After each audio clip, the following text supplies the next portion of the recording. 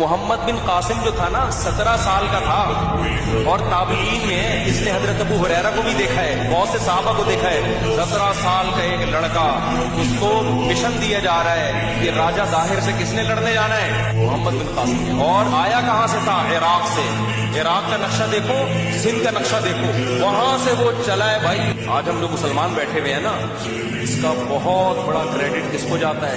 محمد بن قاسم۔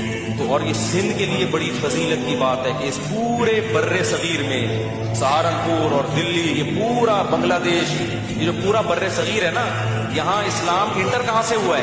سندھ کے ذریعے ہوا ہے۔ 17 سال کی عمر میں یار ایک بچہ آیا ہے اور ایسی کی تیسی کر دی۔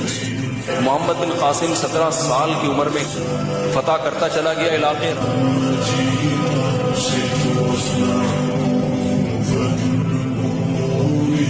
and